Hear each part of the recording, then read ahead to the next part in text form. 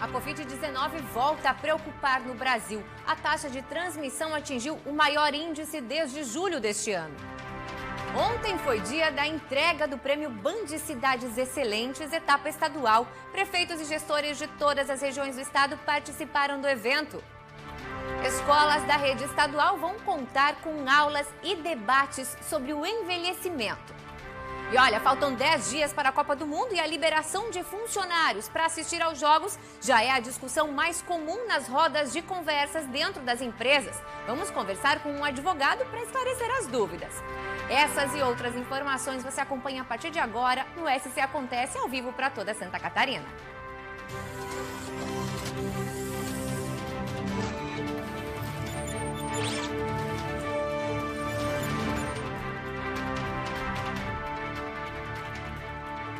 Olá, muito boa tarde para você. Olha, o Prêmio Band Cidades Excelentes, que a gente vem falando aqui já há algum tempo, promovido pelo Grupo Bandeirantes em parceria com o Instituto Áquila, realizou na noite de ontem a entrega de troféus e certificados para as cidades que conquistaram as notas mais elevadas em diversos aspectos da gestão pública. A cerimônia, realizada em Florianópolis, reuniu prefeitos, gestores públicos e secretários de municípios catarinenses de todas as regiões para celebrar as boas práticas na gestão pública.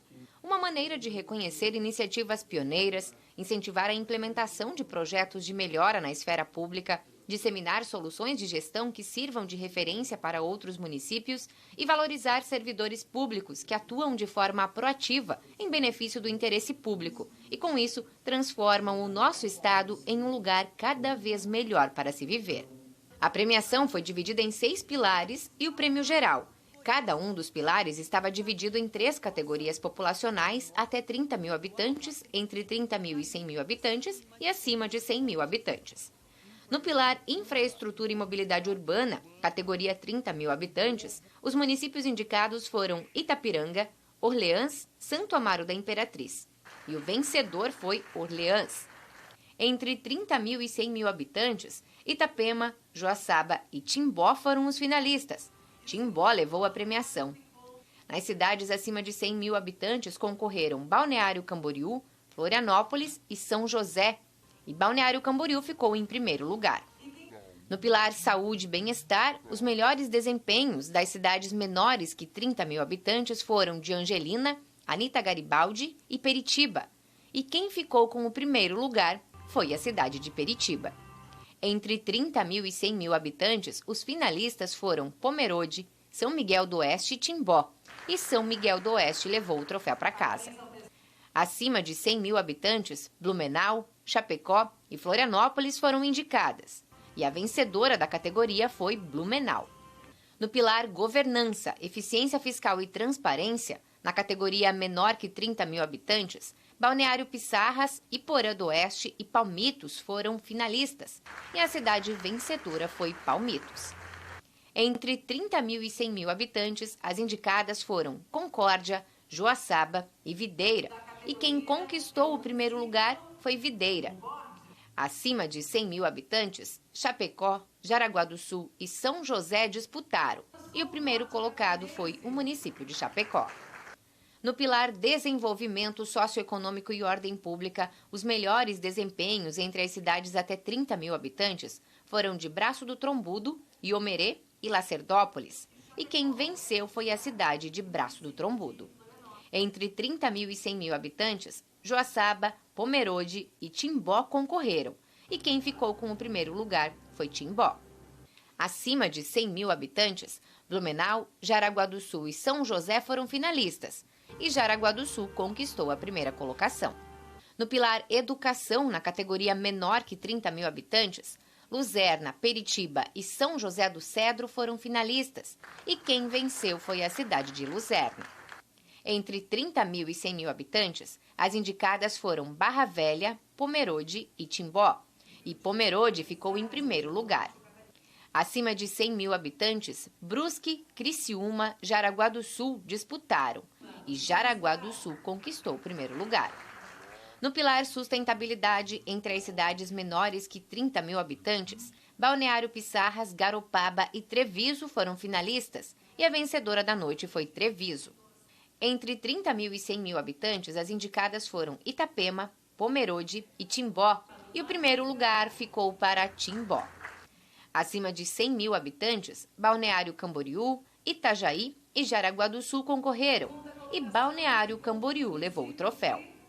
Já na categoria geral, que define as cidades excelentes, aquelas que mais somaram pontos em todos os pilares, tivemos como finalistas na categoria até 30 mil habitantes as cidades de Itá, Itapiranga e Peritiba. E o prêmio de cidade excelente foi para Peritiba. A gente faz um trabalho simples, humilde, trabalhando para todos, né? Com simplicidade e não esquecer ninguém, com a mais humildemente possível e correto, como foi aqui questionado, né? Honestamente. Muito bem. Entre 30 mil e 100 mil habitantes, os indicados foram Joaçaba, Pomerode e Timbó. E a cidade excelente nesta categoria foi Timbó. Cidade mais premiada desta noite, sentimento de felicidade que a gente divide com toda a nossa equipe, com toda a nossa população, né? Que é uma população colaborativa, presente também nas decisões públicas da nossa cidade, e destacar também e parabenizar o Grupo Bandeirantes de Televisão e Rádio, o Instituto Áquila, até porque isso serve de incentivo, né, para que a gente busque cada vez mais o melhor para as nossas cidades. Acima de 100 mil habitantes, Blumenau, Jaraguá do Sul e São José foram os finalistas. E o título de cidade excelente foi para Jaraguá do Sul. Jaraguá do Sul é uma cidade, hoje nós temos 185 mil habitantes, uma cidade muito bem administrada pelo nosso prefeito Jair Francer, que herdou do nosso anterior prefeito, seu Antídio Lunelli, tá? Que é um grande empresário da cidade, e ele trouxe esse espírito de administração empresarial para dentro do município. Então isso deu certo e está dando certo. Agora, estas cidades vão representar Santa Catarina na etapa nacional do Prêmio Band Cidades Excelentes, que acontece em dezembro. Vai aí os nossos parabéns para todas as cidades que participaram, a todos os premiados e também a toda a equipe da Band que organizou esse evento belíssimo ontem à noite. Mudando de assunto, olha, depois de um pequeno período de trégua, a Covid-19 volta a preocupar no Brasil. A taxa de transmissão voltou a subir e atingiu o maior índice desde julho deste ano. Uma variante nova, chamada BQ1, subvariante da Omicron, pode ser responsável pela aceleração da taxa de transmissão do vírus. A cepa foi identificada inicialmente no Amazonas e agora já registra infecções no Rio de Janeiro e em São Paulo. Mas quem vai trazer mais detalhes para a gente é o superintendente de Vigilância Sanitária aqui de Santa Catarina, Eduardo Macário. E a gente já começa perguntando, boa tarde, Eduardo, como é que é possível identificar e diferenciar essa nova cepa desses sintomas gripais que a gente costuma ter? Inclusive, a gente tem visto bastante pessoas gripadas, mas talvez não é gripe, né? Pode ser Covid? Boa tarde a todos. Não é possível identificar a diferença entre uma infecção causada por um vírus respiratório como a Covid e outro vírus como, por exemplo, influenza, entre outros. O que nós temos realmente são uma grande circulação de vírus respiratórios que aconteceu durante o inverno, deu uma reduzida agora nas últimas 5, 6 semanas e nós chegamos até a alcançar 1.300 casos ativos e hoje menos de 1.300. E agora, nesse momento, nós estamos tendo um recrudescimento, ou seja, um aumento do número de casos de Covid e muito provocado, sim, pela variante BQ1.1, que inclusive já foi identificada aqui em Santa Catarina. Quantos casos nós temos nesse momento e como é que está o trabalho também da vigilância sanitária, que a gente sabe que não parou, né? Desde que a Covid apareceu aqui no país, a vigilância de Santa Catarina vem trabalhando para vacinar, vem trabalhando para prevenir a população. Como é que estão os casos nesse momento, Eduardo?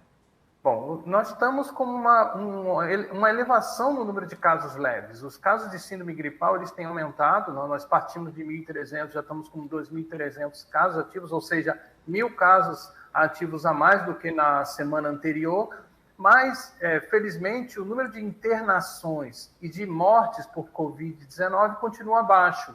Isso A principal explicação é porque nós temos uma população que foi muito vacinada. Nós temos mais de 80% da população que já recebeu a primeira e a segunda dose e uma boa percentual dessa população já recebeu a dose de reforço. Mas com a chegada, com o surgimento dessa subvariante BQ1.1, a tendência é que o número de casos leves aumente, porque existe uma facilidade de transmissão dessa variante em relação às demais, inclusive em relação à própria Ômicron original que surgiu lá no final do ano passado. Mas, felizmente, essa elevação do número de casos leves pode não ser acompanhada por uma elevação de casos graves e nem de mortes se a população continuar mantendo o seu status vacinal atualizado. Portanto, a principal recomendação para esse momento, principalmente agora num período que antecede as festas de final de ano, que as pessoas virão se confraternizar e terá muitas aglomerações, é buscar fazer a primeira dose de reforço, a segunda dose de reforço e para aquelas pessoas que ainda não tomaram nenhuma dose de vacina, procurar fazer o esquema primário inicial para que se proteja contra essa possível nova onda de infecções por Covid-19. É verdade, Macário. E também é importante, né, caso tenha sintomas, o teste, né? Afinal de contas, a gente sabe, a gente até ouviu boatos aí de que reduziu a quantidade, tem algumas clínicas que estão com baixo número de testes para fazer, porque houve um aumento na procura, mas o teste também é importante ser feito e o uso de máscaras aí no caso, é isso? Isso. Pessoas que apresentem sintomas gripais, como febre, tosse, dor de garganta, coriza, elas devem procurar um serviço de saúde para diagnóstico, tratamento, para coleta de material para a realização de exame e usar máscara. Essas pessoas que têm sintomas respiratórios precisam usar máscara para proteger as outras pessoas. E para a população em geral, além de completar o esquema vacinal, que as vacinas estão disponíveis nos postos de vacinação de todos os municípios, ela deve reforçar as medidas de prevenção que já são conhecidas. Manter os ambientes arejados, principalmente agora que as temperaturas irão aumentar, vai ter mais calor, então manter a ventilação dos ambientes, usar o álcool gel, lavar as mãos com água e sabão, álcool gel sempre que possível, evitar aglomerações e, se for para ambientes com aglomeração, utilizar a máscara, que a máscara é uma eficiente medida de prevenção contra doenças, principalmente pessoas que têm maior vulnerabilidade, idosos, pessoas com doenças crônicas, gestantes e também pessoas que apresentam qualquer tipo de imunossupressão, elas têm que tomar um cuidado adicional e aí reforçar o uso de máscaras sempre que estiver em ambientes fechados ou aglomerados. Tá certo. Obrigada, viu, Eduardo Macário, então, da Superintendência de Vigilância em Saúde aqui de Santa Catarina. Fica aí, então, a recomendação. Olha, a gente vai para um rápido intervalo e, na volta, vamos falar sobre a retomada dos radares em algumas rodovias aqui da região da Grande Florianópolis. É já, não sai daí.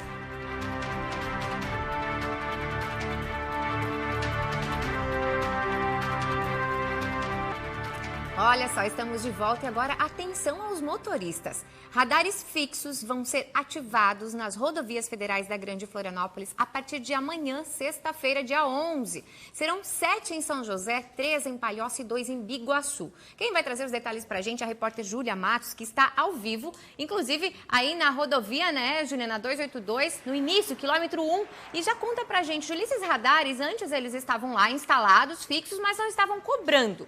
E agora, por que então eles vão começar a ser, de fato, vai ter cobrança, vão começar a funcionar mesmo?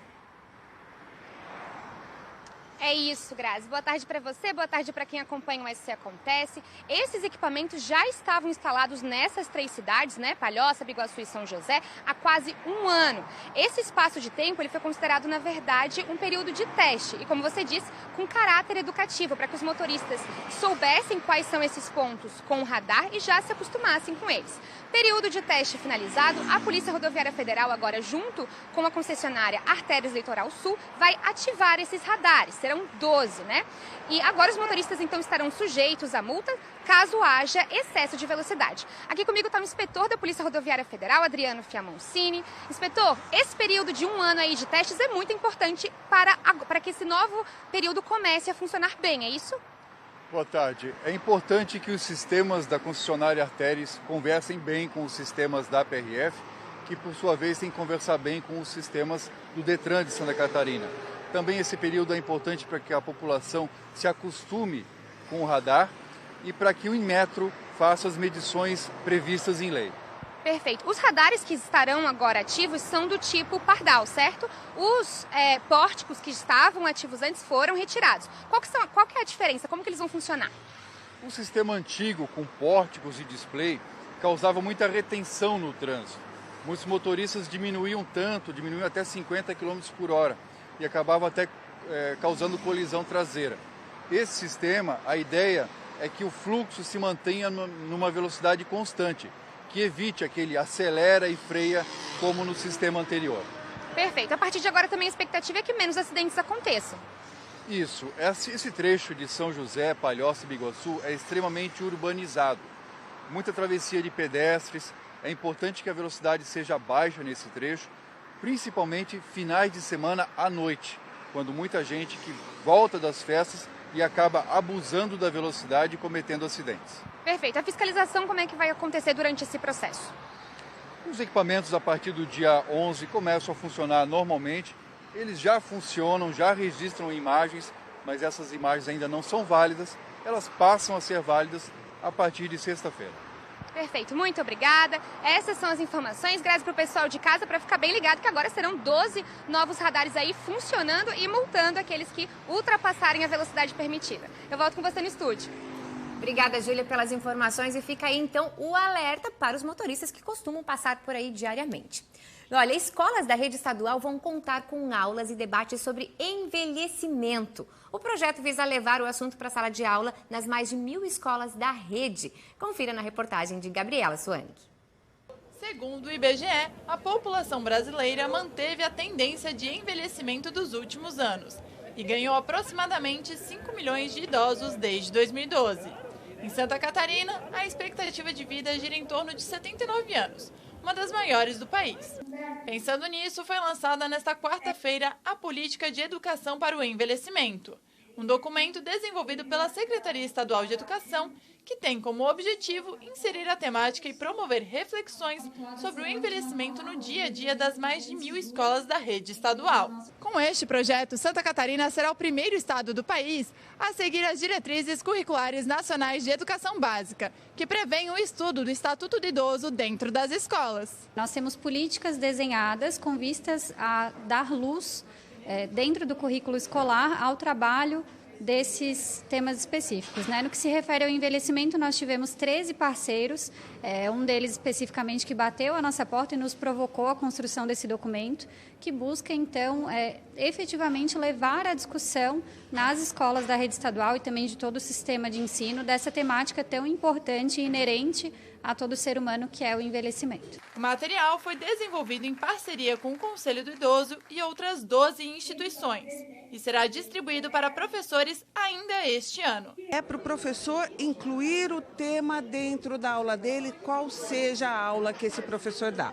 E um dos capítulos mais importantes é justamente o 5º capítulo, que traz boas práticas, experiências, possibilidades de inserção no projeto político-pedagógico e também dentro da sala de aula. Já para 2023, os professores vão receber cursos de capacitação para trabalhar o material multidisciplinar dentro da sala de aula. A gente inicia o ano letivo de 2023 com uma semana de capacitação, de formação para os professores, e essa temática já vai fazer parte dessa primeira semana de formação. A expectativa é educar para envelhecer e fazer com que as gerações futuras cresçam amando e respeitando os idosos. Nada melhor do que podemos envelhecer e ter os nossos jovens preparados para amparar esses idosos, para amparar todo esse contingente que nós teremos daqui a 20, 30 anos.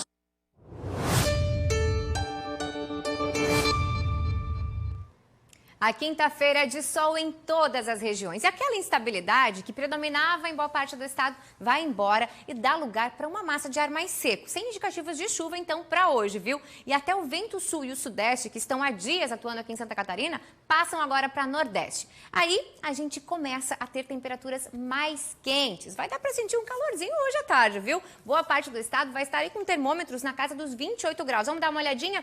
Joinville, Blumenau, olha só, 28 graus, Florianópolis 27, em Criciúma 26 graus, Lages 24 graus e lá no oeste 28 graus também. E como está mais quente, o calor e a umidade podem trazer novamente pancadas de chuva rápida para amanhã aí em todas as regiões, especialmente mais para o final da tarde, viu? As temperaturas continuam elevadas nessa sexta-feira. Vamos dar uma olhadinha como é que ficam as temperaturas para amanhã? No oeste, olha só como a gente tem. Então, no oeste, mínimas de 11 graus e máximas de 31 graus, com pancadas de chuva para o fim do dia. Na Serra, da mesma forma, mínimas de 7 e máximas de 24 graus. No sul, mínimas de 14 e máximas de 26 graus. No norte, vale e litoral, mais calor também para sexta-feira, aí com chances de chuva isolada para o fim do dia. Vamos dar uma olhadinha? No norte, mínimas de 12, máximas de 26. No vale, mínimas de 13, máximas de 28. No litoral, mínimas de 12, máximas de 26. Bem parecidinho aqui, né? Norte, vale e litoral. E aí, para o fim de semana, o sol volta a aparecer. Principalmente no sábado, viu? Sem condições para pancadas de chuva nesse sábado. Com calor mesmo. Mas esses detalhes a gente conta para vocês amanhã. E nesta quarta-feira, ontem, a equipe do IBGE fez o recenseamento do território quilombola Vidal Martins, no bairro São João do Rio Vermelho, em Florianópolis. Até o terceiro balanço do censo, divulgado em 31 de outubro, 2.294 catarinenses se autodeclararam quilombolas, o que equivale a 0,23% do 1.009.000 quilombolas brasileiros recenseados até então. No país até agora, as maiores concentrações de quilombolas estão nos estados da Bahia, Maranhão e em Minas Gerais. A inclusão de mais um dos povos e comunidades tradicionais é uma das grandes novidades do censo em 2022. Pela primeira vez, uma pesquisa oficial trouxe informações sobre os quilombolas residentes no Brasil. Com o cruzamento dos dados, será possível identificar as condições de moradia dessa população e como está o acesso à educação e à saúde, orientando especificamente a condução de políticas públicas. O questionário aplicado contém 77 perguntas, com os temas sobre família, deficiência, educação, trabalho e renda, religião, migração, saneamento básico e acesso à internet. Além da capital, Santa Catarina possui outras 5 comunidades quilombolas oficialmente delimitadas pelo INCRA e institutos estaduais de terra. E ainda falando em IBGE, em recenseamento, nós temos a informação de que ainda há vagas para quem quer trabalhar fazendo o censo 2022. E essas são as últimas vagas para recenseadores nesse ano. Quem vai contar os detalhes para a gente, como participar e tudo mais, é o superintendente adjunto do IBGE aqui em Santa Catarina, Guilherme Barros Coelho. Guilherme, muito boa tarde. Eu já começo te perguntando, em quais municípios, quais regiões estão essas vagas? Boa tarde, Grazi. Boa tarde aos telespectadores. De fato, a gente tem diversas vagas aí abertas para contratação para o censo demográfico. Essas vagas elas estão espalhadas pelo estado todo e principalmente na Grande Florianópolis. Então, a gente tem vagas para Biguaçu, Palhoça, São José e Florianópolis.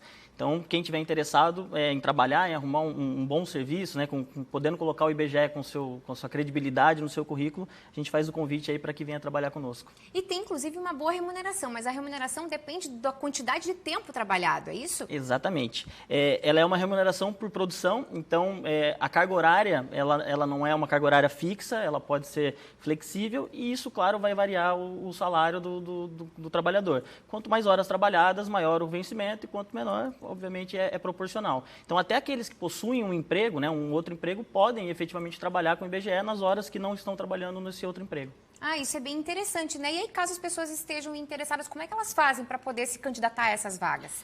Tem no site do IBGE, tem a seção Trabalho Conosco, então aquele candidato que quer trabalhar com o IBGE, ele pode entrar no site oficial do IBGE, que é ibge.gov.br, lá tem a seção Trabalho Conosco, ali tem todas as informações para ele fazer a inscrição, lembrando que a inscrição não tem taxa, não tem prova, então aqueles que estiverem efetivamente querendo trabalhar, essa é uma boa oportunidade. Bom, tem muita gente que nem sabe ao certo como é que é esse trabalho. Você pode explicar para a gente um pouco como é que faz o trabalho do recenseador?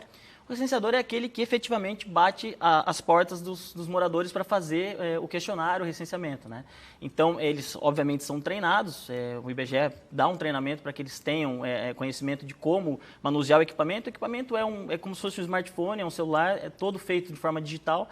Então, a pessoa recebe esse treinamento e vai à casa das pessoas, faz as perguntas, né, que estão ali e efetivamente coleta os dados para que a gente possa divulgar e saber, conhecer melhor a nossa realidade, tanto do estado de Santa Catarina como do Brasil como um todo. Bom, esse é um momento muito importante, porque a gente vem de 2 anos, mais ou menos, ou 3, sem os dados, né, oficiais. A gente teve muitas mudanças ao longo desse período, né? Qual é, de fato, a importância do censo para um estado, para um país, Guilherme? O último censo foi realizado em 2010. Então, o último retrato que a gente tem do censo, que é a única pesquisa que vai a todos os domicílios, ela é, como eu disse, de 2010. Então, esse retrato está um pouco desbotado. A gente precisa refazer esse retrato para poder, de fato, conhecer a nossa população, saber como vive. E, claro, teve a pandemia, que isso impactou ainda mais na dinâmica de migração e tudo mais. Então, a gente precisa, de fato, fazer o censo, e é por isso que a gente apela para a população que realmente receba o recenseador e responda, para que a gente possa ter insumo para gerar política pública. O censo, ele é o maior balizador de políticas públicas que a gente tem no Brasil, é a maior pesquisa.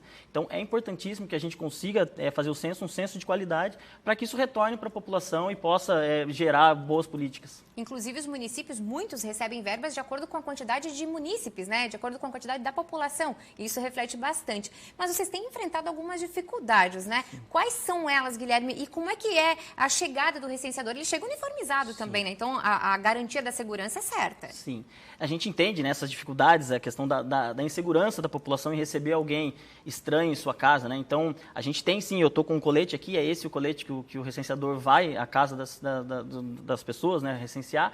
Tem também o boné, o próprio aplicativo, o próprio celular, ele tem uma identificação do IBGE, então é bem simples de você reconhecer um recenseador. Se ainda assim você tiver alguma dúvida, a gente tem um site em que é possível colocar a matrícula daquela pessoa que está batendo a sua porta e você conferir, tem a foto ali, que é o respondendo.ibge.gov.br, e ali você consegue consultar e efetivamente ter certeza que aquela pessoa é um trabalhador do IBGE. Bom, chegando o recenseador, quanto tempo mais ou menos leva essa entrevista? Para as pessoas também não acharem que vão ficar horas ali, né? A gente tem 2 questionários, na verdade, né? O da amostra e o básico. A maioria da população responde o básico, que é o questionário menor. Esse questionário leva em torno de 4 minutos, ele é bem rápido. E o que a gente sempre diz é que, na verdade, ele não está perdendo 4 minutos, ele está investindo 4 minutos, ele está exercendo a sua cidadania para que possa gerar, como eu disse, políticas públicas que isso vai voltar para ele em forma de benefício ali de colégio, de escola, de creches e tudo mais. Então, é importantíssimo que as pessoas respondam e, no geral, na maioria dos casos, são apenas 4 minutos, né? Então, bem tranquilo.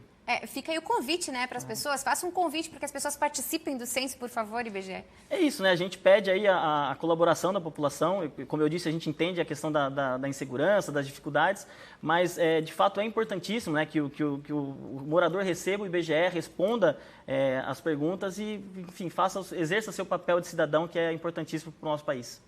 Muito obrigada pelos esclarecimentos, por trazer aí uma oportunidade de emprego logo no final do ano, né? Vai fazer a diferença para muita gente. A gente vai para um rápido intervalo e já a gente volta com o SC Acontece para falarmos de Copa do Mundo. Eu tenho certeza que muita gente está se perguntando se vai poder ou não assistir aos jogos e, quem sabe, faltar ao trabalho, né? A gente fica sabendo sobre isso daqui a pouquinho, não sai daí. Olha, as moradias irregulares de Santa Catarina geram preocupações e problemas para o crescimento desordenado das cidades. Ontem, uma audiência pública na Assembleia Legislativa debateu problemas de despejo de moradores nessas áreas. A Comissão dos Direitos Humanos da Assembleia Legislativa realizou uma audiência pública para debater os despejos de moradores sem mandado judicial e a crise da falta de moradia em Santa Catarina. O auditório Antonieta de Barros recebeu um grande público formado principalmente por representantes de movimentos sociais e moradores de ocupações urbanas. Aqui na Grande Florianópolis há 15 ocupações urbanas e representantes do movimento Despejo Zero sonham com uma solução definitiva para o problema. A gente espera que agora, daqui para frente, a gente consiga dialogar, né, com o poder público para ver se a gente consegue, com o retorno do programa Minha Casa Minha Vida, conseguir a moradia. E é bem importante a gente estar, a gente não quer nada de graça. Vários representantes do poder público participaram. Entre eles, o defensor público de Santa Catarina, Marcelo Scherer da Silva, e a procuradora da República, Ana Lúcia Hartmann. Despejo sem ordem judicial, sem cuidado, sem negociação antecipada, realmente é um absurdo. Isso tem que ser prevenido, né? Eu acho que tem que haver um grande consenso dentro da sociedade, da Justiça Federal, da Justiça Estadual, do Executivo e do Legislativo, para que isso não aconteça mais e que para que se busque soluções via projetos habitacionais e relocação dessas populações. A Defensoria Pública, através do Núcleo de Habitação e Urbanismo, tem tentado evitar ao máximo que seja feita de forma arbitrária, né? Seja através de despejos administrativos sem ordem judicial e seja em processos judiciais, garantindo aí a ampla defesa, o contraditório da população que está aí inserida em um núcleo urbano informal.